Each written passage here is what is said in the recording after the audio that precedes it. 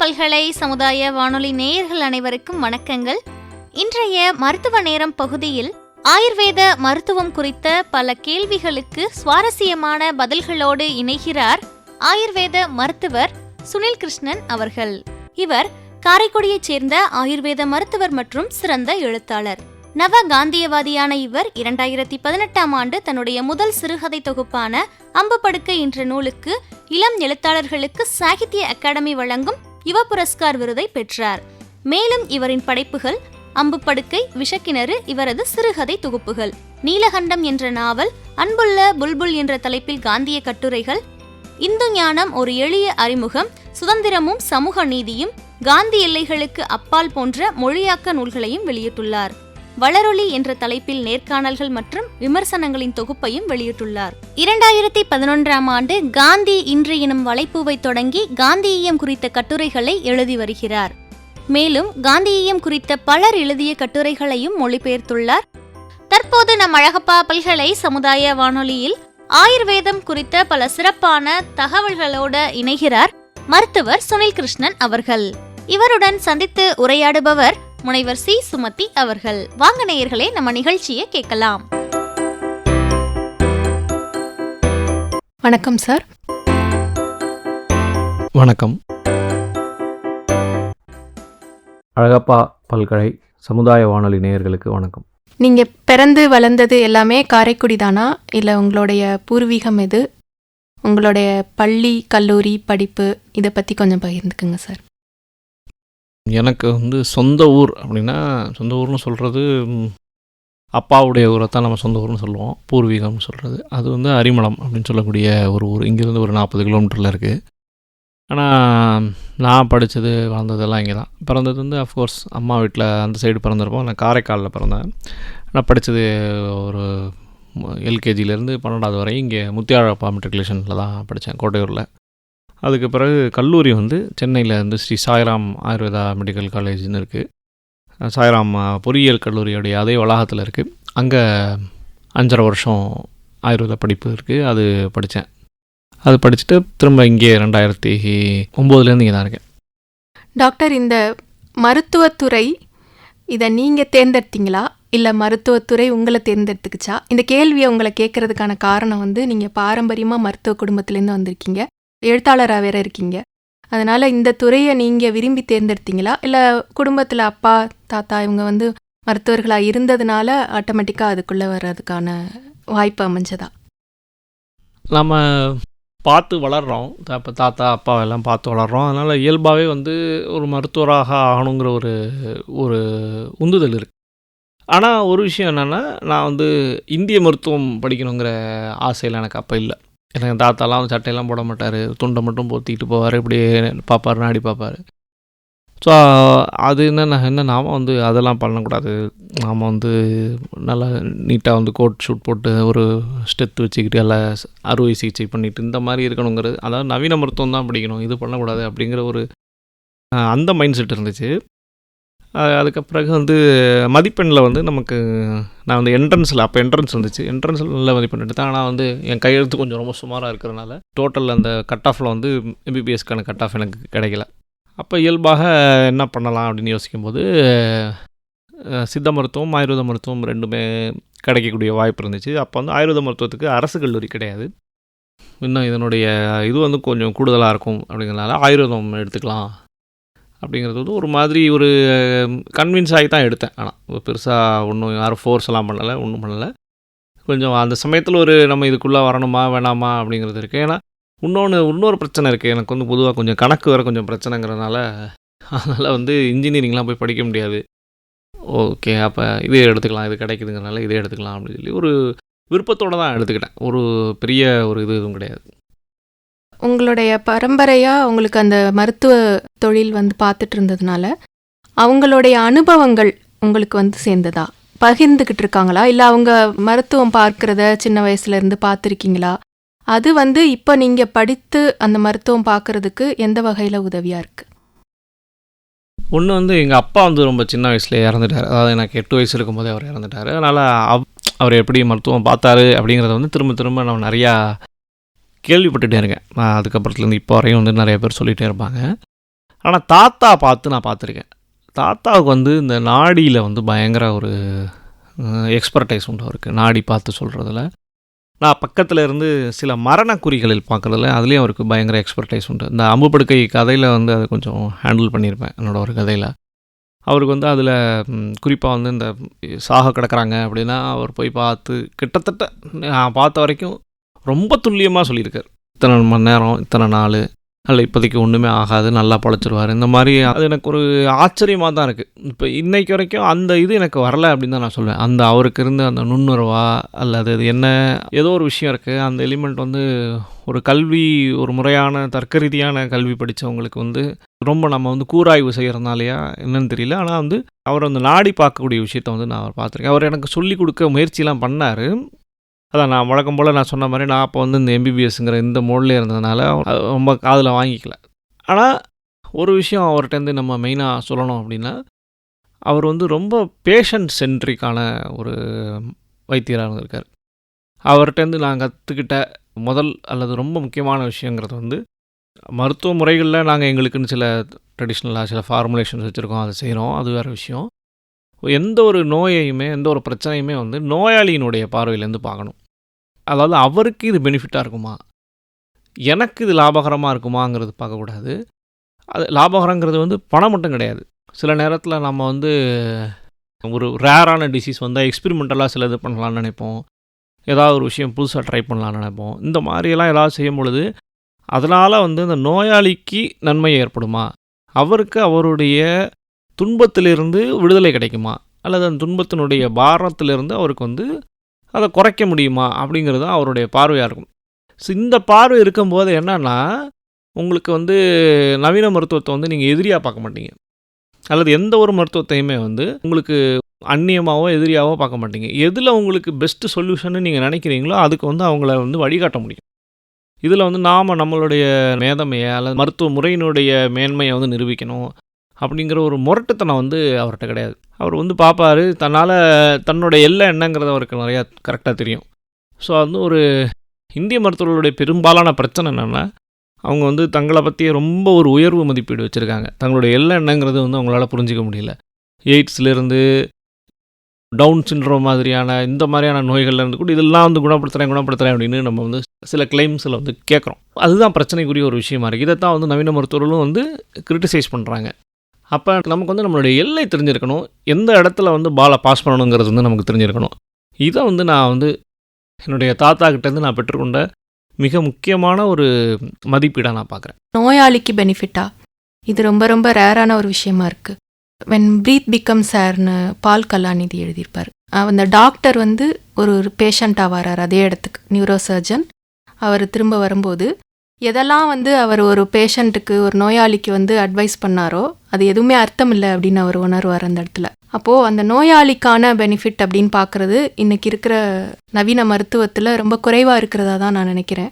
இன்னொன்று, இதை வந்து அவங்க மற்ற மருத்துவங்களை வந்து அக்செப்ட் பண்ணிக்கிறதும் கிடையாது. இந்த நவீன முறையில் இதை கையாள முடியாது அப்படின்னா வேறு ஆயுர்வேதமோ இல்லை சித்தாவோ இல்லை ஹோமியோபதியோ அதை வந்து மாற்று மருத்துவங்கிற பேர் கூட சொல்கிறாங்க அவங்க. ஆனால் அது எந்த அளவுக்கு கரெக்டுன்னு எனக்கு தெரியல. ஏன்னா இதுதான் நம்ம இந்திய மருத்துவம் தான் முதன்மையாக இருந்திருந்தது இல்லையா. அதில் இப்போ அந்த மாதிரி நோயாளியோட பார்வையில் பார்க்கணும் அப்படின்னு சொல்கிற விதமே வந்து ரொம்ப சிறப்பான பார்வையாக தான் நான் நினைக்கிறேன்.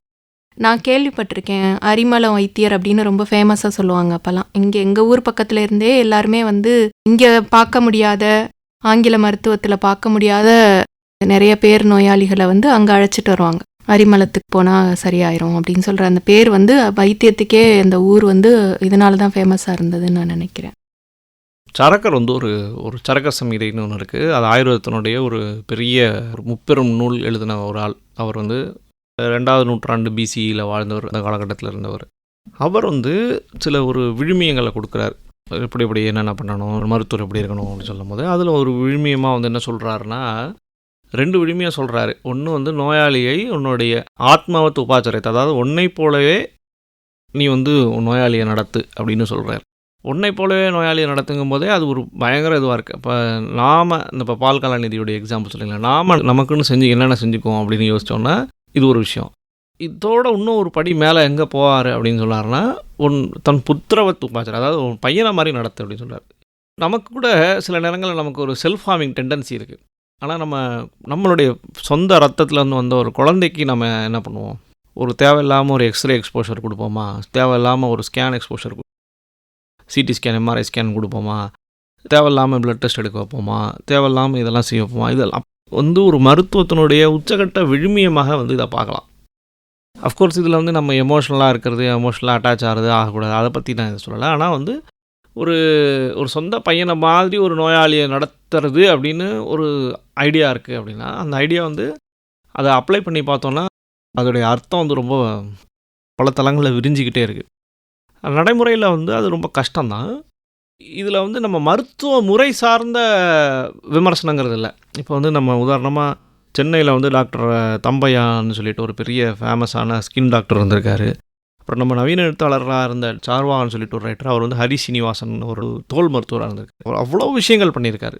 நான் காலேஜில் படிச்சுட்டு இருந்தபொழுதே டாக்டர் சேஷாத்ரி அப்படின்னு சொல்லிட்டு ஒருத்தர் தாம்பரத்தில் இருப்பார். 5 ரூபா மருத்துவர்னே பேர் அவருக்கு. 5 ரூபா தான் கன்சல்டேஷன் வாங்குவார், செஸ்ட் ஸ்பெஷலிஸ்ட்டு. ஸோ மருத்துவ முறை சார்ந்த ஒரு பிரச்சனை இல்லை. ஏன்னா இப்போ இதுலேயே ஆயுர்வேதத்திலேயே லட்சக்கணக்கில் காசு வாங்குறவங்கள நான் பார்த்துருக்கேன். ஒரு ஒன்றுமே இல்லாத டப்பாக மாற்றி கொடுத்து, இது ஒரு அவங்கவுங்க விழுமியம் சார்ந்த ஒரு விஷயந்தான். மருத்துவ முறை சார்ந்த பிரச்சனையாக நம்ம பார்க்க முடியாது. ரெண்டாவது நாங்கள் ரெஃபர் பண்ணுற மாதிரி அவங்க ரெஃபர் பண்ணுவாங்களான்னு சொன்னால் அதுவும் நடந்திருக்கு. அரிதாக வாத கேஸ்லாம் இப்போ சில பேர் எங்களுக்கு அனுப்புவாங்க. அது எல்லாமே இந்த மன அமைப்பு நம்மளுடைய கண்டிஷனிங் சார்ந்து தான். நம்ம எந்த வார்ப்பில் வளர்ந்துருக்கோம், எந்த அனுபவங்கள் நமக்கு இளமை காலத்தில் நம்மளை வடிவமைச்சிருக்கு, அதை பொறுத்து தான் அதை டிசைட் பண்ணப்படுது. பொதுவாக நம்ம ஒரு சிஸ்டமாக நம்ம அதை சொல்ல முடியாது அப்படிங்கிறது ஒரு முக்கியமான விஷயம். மனித குலம் தோன்றினதுலேருந்தே நோய் அப்படிங்கிறதும் தோன்றியிருக்கும் இல்லைங்களா சார்? எனக்கு தெரிஞ்சு முதல்ல ஒரு தாய் தான் ஒரு குழந்தைக்கு வைத்தியம் பார்க்குறா, ஏன் அழுகுது, ஏன் விடாமல் செய்யுது அப்படிங்கிற மாதிரி. இது மாதிரி இப்போ நீங்கள் சரகர் சொன்னீங்க ஒரு எடுத்துக்காட்டா. இது மாதிரி முதல்ல மருத்துவம் எங்கே ரொம்ப வளர்ச்சி அடைஞ்சிருந்தது, மருத்துவராக அறியப்பட்ட தரவுகளின் அடிப்படையில் முதலாக மருத்துவராகவோ அல்லது மருத்துவத்துறை வளர்ந்திருந்த இடம் எங்கேயா இருந்திருக்கு? பண்டைய நாகரிகம் எல்லாத்துலேயுமே மருத்துவர்களுடைய ஒரு இது இருந்திருக்கு.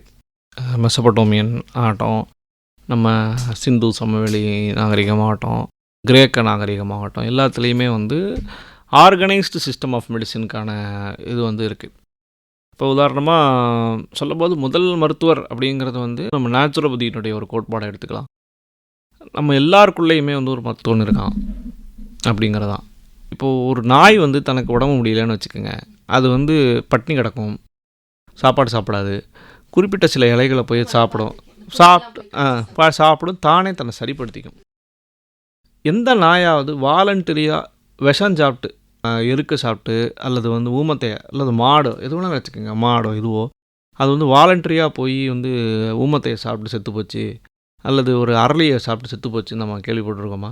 அந்த இன்ஸ்டிங்க்ட் இருக்குது. தன்னை காப்பாற்றி கொள்ளக்கூடிய உள்ளுணர்வு இங்கே இருக்கக்கூடிய அத்தனை உயிரினங்களுக்கும் இருக்குது. இப்போ பிரச்சனை எங்கே வருது அப்படின்னா, மனிதர்களுக்கு உள்ளுணர்வோடு சேர்ந்து சாய்ஸ் அப்படின்னு சொல்லக்கூடிய ஒரு விஷயமும் வருது. ஸோ நம்மளுடைய போராட்டமே சுய தேர்வுக்கும் உள்ளுணர்வுக்கும் இடையில் நம்ம ஊசலாடிக்கிட்டே இருக்கிறது தான். நம்ம ஃபுல்லாக இன்ட்யூஷனலாக நம்மளை நடத்திக்கிறது இல்லை, விடுறதில்லை. அப்படிங்கும்போது நம்ம ஒரு மற்ற உயிரினம் மாதிரி நம்ம இருந்துட முடியும். ஆனால் நம்ம சுய தேர்வு அப்படின்ற ஒரு விஷயம் நமக்கு ஃப்ரீவில் அப்படி இல்லை, சாய்ஸுங்கிற ஒரு விஷயம் வரும்போது அதை சாதகமாக பயன்படுத்தி தான் நம்ம இவ்வளோ தூரம் வந்திருக்கோம்.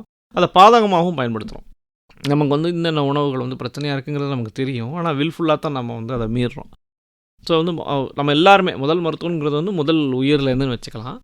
But organise system of medicine வரும்பொழுது எல்லா தொல் நாகரிகத்தில், சீன நாகரிகத்தில், எல்லா தொல் நாகரிகத்துலேயுமே முறையான மருத்துவ முறைகள் இருக்குது. ஆனால் இன்றைக்கி சீன மருத்துவத்துலேயும் இந்திய மருத்துவத்தில் மட்டும்தான் அதோடைய தொடர்ச்சி இருக்குது. கிரேக்க மருத்துவமும் சரி, கிரேக்க மருத்துவத்துக்கும் நம்ம இந்திய மருத்துவத்துக்குமே ரொம்ப நெருக்கமான உறவு இருக்குது. அவங்களும் இந்த ஹியூமர் தியரின்னு சொல்கிறாங்க, பிளாக் பைல், பிளெம் அப்படின்லாம் அவங்க சொல்லுவாங்க. அதெல்லாம் அப்படியே வாதபித்த கபத்தினுடைய ஒரு கண்டினியூஷன் தான். இன்யாங்னு சொல்கிறாங்க, சீன மருத்துவத்தில் சொல்கிறாங்க. ஸோ இந்த ஹியூமர் தியரி உலகம் முழுக்க ஒரு காலத்தில் செல்வாக கூட இருந்திருக்கு. ஆனால் இன்றைக்கு வரை தொடர்ச்சி இருக்குது அப்படின்னா அது இந்திய மருத்துவத்துலேயும் ட்ரெடிஷ்னல் சைனீஸ் மெடிசன் அப்படின்னு சொல்லக்கூடிய டிசிஎம்லையும் தான் தொடர்ச்சி இருக்குது. நம்ம ஓல்டஸ்ட்டு ரெக்கார்டட் அப்படின்னு எடுத்துக்கிட்டோன்னா நம்ம வேதத்தை தான் சொல்லணும். 4000 வருஷம் அந்த மாதிரி இருக்கும் வச்சுக்கோங்க, இந்தியாவை பொறுத்த வரைக்கும்.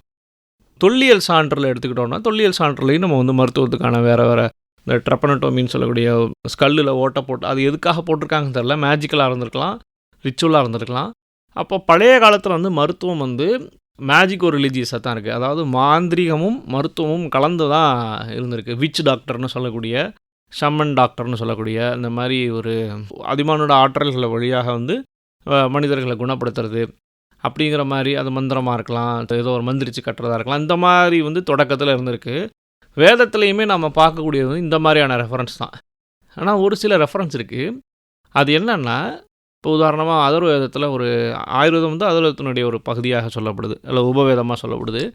அதர்வேதத்தில் ஒரு பாட்டு இருக்குது, 1000 மூலிகைகளை வைத்து ஒரு பிரச்சனையை தீர்க்கிறத அதர்வன் வந்து ஒரு மந்திரத்தில் சரி செய்வான் அப்படின்னு சொல்லுது.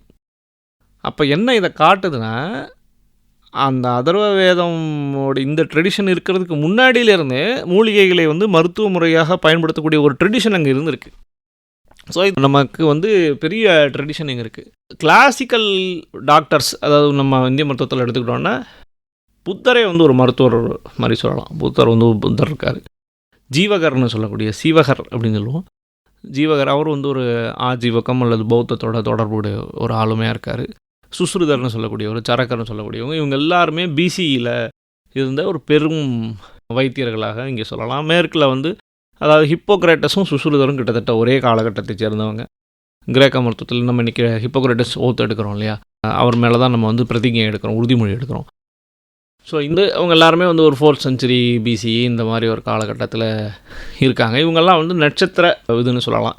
சிந்து சமவெளி நாகரிகத்தில் இருக்கக்கூடிய அந்த ஹரப்பா மொஹஞ்சதாரோவில் இருக்கக்கூடிய அந்த கிரேட் பாத் அப்படின்னு சொல்லக்கூடிய பலரும் குளிக்கிறதுக்காக ஒரு பெரிய இது இருக்குது. அதுவே வந்து ஒரு ஹெல்த்துக்காக சம்மந்தப்பட்ட ஒரு ரிச்சுவலிஸ்டிக்கான ஒரு குளியலிடமாக இருந்திருக்கலாம், ஒரு நோய் தீர்க்கிறதுக்கான ஒரு தீர்த்த மாடல் மாதிரியான இதுவாக இருந்திருக்கலாம் அப்படின்னு சொல்லி சில ஸ்டடீஸ்கள் சொல்லப்படுது. ஸோ இது எல்லாமே வந்து ஒரு பெரிய நெடும்பழங்கால வரலாறு வந்து நமக்கு இருக்குது மருத்துவத்துக்கு. டாக்டர், இப்போது நோய் அப்படின்னு சொல்கிறோம் இல்லையா, இது பற்றி நோய்ங்கிறது அகக்காரணிகளால் வருதா, புறக்காரணிகளால் வர நோய்கள் இருக்குது. இது போக வழி முதலாக எண்ணிய 3ன்னு சொல்கிறாங்க, வாதம் பித்தம் ஸ்லேத்தமும் அப்படின்னு அப்போவே வள்ளுவரே சொல்லியிருக்கார். ஸோ பொதுவாக அந்த நோய் அப்படிங்கிறத எப்படி டிஃபைன் பண்ணுவீங்க நீங்கள்? உலக சுகாதார மையம் வந்து ஒரு டெஃபினேஷன் கொடுக்குது. நோய்க்கு டெஃபினேஷன் இல்லை, ஆரோக்கியத்துக்கு ஒரு டெஃபினேஷன் கொடுக்குது. Physical, mental and social wellbeing அப்படின்னு ஒரு டெஃபினேஷன் கொடுக்குது. அந்த மாதிரி ஆயுர்வேதத்துலேயும் வந்து ஆரோக்கியத்துக்கு ஒரு டெஃபினேஷன் இருக்குது. அது வந்து என்ன சொல்லுதுன்னா, சமத்துவம் அப்படின்னு சொல்லுது. உடம்புல இருக்கக்கூடிய முக்குற்றங்கள், 7 தாதுக்கள், மும்மலங்கள், அப்புறம் நம்மளுடைய இந்திரியங்கள்னு சொல்லக்கூடியது வந்து புலன் உறுப்புகள், மனம், இது எல்லாமும் சமநிலையில் இருக்கிறத தான் வந்து ஆரோக்கியம் அப்படின்னு நம்ம சொல்லுது. இதில் நம்ம தமிழில் சொல்லணும்னா ஆரோக்கியம், நலம் அப்படின்னு 2 இருக்குது. ஆரோக்கியங்கிறது வந்து ரோகம் இல்லாத நிலை, ஆரோக்கியம். அது எசென்ஷியலி வந்து ஹெல்த் அப்படின்னு சொல்ல முடியாது, ரோகம் இல்லாத ஒரு நிலை. ரோகம் இல்லாத நிலைங்கிறது வந்து ஹெல்த்துக்கு ரொம்ப முக்கியம். ஆனால் நலம்ங்கிறது தான் வந்து ரொம்ப பாசிட்டிவான ஒரு வேர்டு, இன்னும் ப்ராடர் சென்ஸில் இருக்கக்கூடிய ஒரு வேர்டாக இருக்குது. அப்போ நோய் அப்படிங்கிறது இதுக்கு எதிர்நிலையில் எடுத்துக்கிட்டோம்னா சமத்துவமின்மை அப்படின்னு சொல்லலாம். அந்த சமத்துவமின்மைங்கிறது வந்து அந்த சமத்துவமின்மையும் கூட ஒரு த்ரெஷ்ஹோல்டு வரைக்கும் நமக்கு பிரச்சனை கிடையாது. நம்ம உடம்பு வந்து எப்போவுமே டைனமிக்காக தான் இருக்குது. காலை மாலை கால பருவ சுழற்சி, நம்மளுடைய ஒவ்வொரு நேர சுழற்சி, இதுக்கு தகுந்த மாதிரி வந்து உடம்புல வந்து மாற்றங்கள் ஏற்பட்டு கொண்டே தான் இருக்கும்.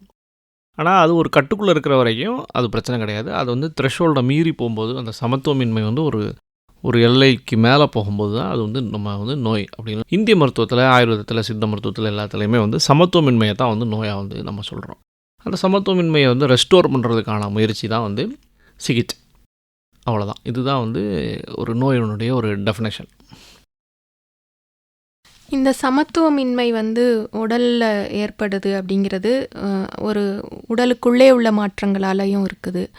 அதை தாண்டி வேறு வெளியிலேருந்து நுண்ணுயிர்கள், இந்த வைரஸ், பாக்டீரியா, இதோட தாக்குதல்கள், இது போக இந்த ஆக்சிடென்ட்ஸ் இந்த மாதிரி இருக்குது இல்லையா, இதை வந்து என்னென்ன மாதிரி வகையான நோய்கள் இதெல்லாம் வந்து ஆயுர்வேதத்தில் வரையறுக்கப்பட்டிருக்கு அப்படின்றத கொஞ்சம் சொல்லுங்கள் சார்.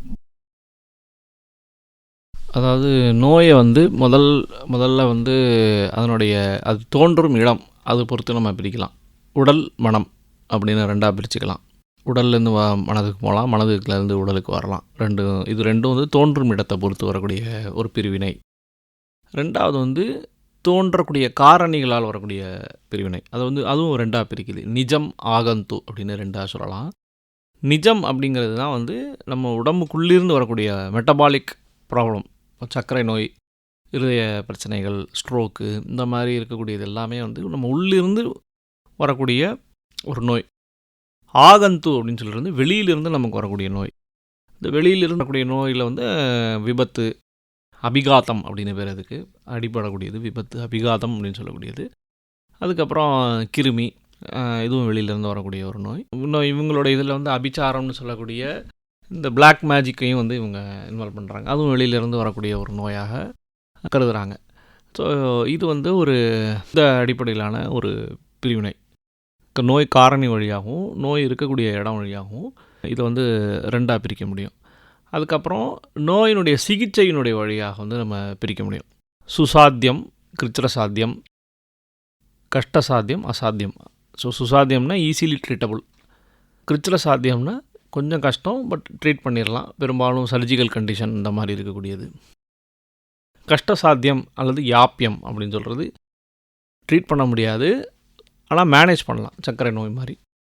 அசாத்தியம், ஒன்றுமே பண்ண முடியாது அப்படின்னு சொல்லி இந்த மாதிரி ஒரு ட்ரீட்மெண்ட் பேஸில் வந்து ஒரு வகைப்பாடு வச்சுருக்காங்க. எல்லாமே ப்ராக்டிக்கலான ஆஸ்பெக்ட் தான். ஸோ காரணம் இந்த மாதிரி ஒரு கேட்டகரைசேஷன். அப்புறம் வந்து எந்த இடத்துல வருது, தலையில் வரக்கூடிய நோய், இந்த மாதிரி ஒவ்வொரு பகுதி வாரியாகவும் அதுவும் சொல்லலாம். அப்புறம் வாதத்தினால் வரக்கூடிய நோய், பித்தத்தினால் வரக்கூடிய நோய், கபத்தினால் வரக்கூடிய நோய், அப்புறம் இந்த கூட்டுனால் வரக்கூடிய நோய், இப்படி வந்து இன்னும் ஒவ்வொன்றிலையும் வந்து இந்த கேட்டகரைஸ் பண்ணி பிரிச்சுக்கிட்டே போகலாம். இது போக பரம்பரையாக வரக்கூடிய நோய்கள் அப்படின்னு இருக்கு இல்லையா, அது என்னென்ன நோய்கள் டாக்டர்? இதுவும் இருக்குது. ஜாத்தஜ அப்படின்னு சொல்லுவாங்க. நவீன மருத்துவத்தில் வந்து ஜெனட்டிக் டிஸார்டர்னு சொல்லுவோம், கன்ஜெனிட்டல் டிஸார்டர்னு ரெண்டும் சொல்லுவோம். ஜெனட்டிக் டிஸார்டருங்கிறது வந்து இந்த பிறவிலேருந்தே வரக்கூடிய மரபணு மாற்றங்களால் வரக்கூடிய சில நோய்கள். அதுக்கப்புறம் வந்து கன்ஜெனிட்டல் டிஸார்டருங்கிறது வந்து பிறக்கும்போது அந்த ப்ராசஸ் ஆஃப் பர்த்தில் மரபணு இன்வால்மெண்ட் இல்லாமல் வரக்கூடிய நோய். இந்த பிரிவுமே வந்து ஆயுர்வேதத்தில் சொல்லப்பட்டிருக்கு. பரம்பரை நோய் அப்படிங்கிறது வந்து அதை நம்ம 2ஆக பிரிச்சுக்கலாம். அதாவது ஜெனட்டிக் டிசீஸ் அப்படிங்கிற மாதிரி எடுத்துக்கிட்டோன்னா அது வந்து மரபணுலேயே இருக்கக்கூடிய பிரச்சனைகள். இப்போ வந்து நம்ம ஒரு சிண்ட்ரோம் இருக்குது, டவுன் சிண்ட்ரோம் இருக்குது, அல்லது டர்னர் சிண்ட்ரோம், இந்த மாதிரிலாம் கிளின்ஃபெல்டர் சிண்ட்ரோம், இந்த மாதிரி நிறைய ஒவ்வொரு மரபணுலேயே மாற்றம் ஏற்பட்டு வரக்கூடிய ஒரு வியாதி. அது பிறவிலேருந்தே வருது, அதுக்கு எந்த ட்ரீட்மெண்ட்டும் கிடையாது, மரபணு சிகிச்சை இந்த மாதிரி இருக்கும். ஆனால் இப்போ வேறு சில நோய்கள் இருக்குது. உதாரணமாக ஆஸ்மா, ஹார்ட்டு சம்மந்தமான பிரச்சனைகள், அப்புறம் வெட்டு, ஃபிட்ஸு, இந்த மாதிரியான நோய்கள். இதிலெல்லாம் வந்து என்னென்னா அப்புறம் சில மனநோய்கள், கேன்சர், இப்போ சக்கரை நோய், இந்த மாதிரி மெட்டபாலிக் டிசீசஸ் வந்து இது வந்து பரம்பரையில் வந்து ஒரு உறுதி கிடையாது, இந்த டெண்டன்சி இருக்கும். இப்போ சக்கரை நோய் இருக்குது அப்படின்னா பிள்ளைக்கு சக்கரை நோய் வர்றதுக்கான வாய்ப்பு வந்து அதிகம். இது வந்து இந்த இயற்கை வர்சஸ் வளர்ப்பு அப்படின்னு நம்ம சொல்லுவோம், நேச்சர் வர்சஸ் நர்ச்சர் அப்படின்னு சொல்கிற மாதிரி. நேச்சரில் வந்து இது இருக்குது, ஆனால் அது அப்படியே மேனிஃபெஸ்ட் ஆகித்தான் ஆகணுங்கிற அவசியம் கிடையாது. இந்த மரபணுவில் இது வர்றதுக்கான வாய்ப்புகள் அதிகமாக இருக்குது. அப்போ வந்து நாம் வந்து அந்த மாதிரியான ஒரு இதுலேருந்து வர்றோம் அப்படின்னா அது குறித்து நமக்கு கூடுதல் கவனம் இருந்ததுன்னா அதை வராமல் தடுக்கிறதுக்கான வழியும் நம்மக்கிட்ட இருக்குது.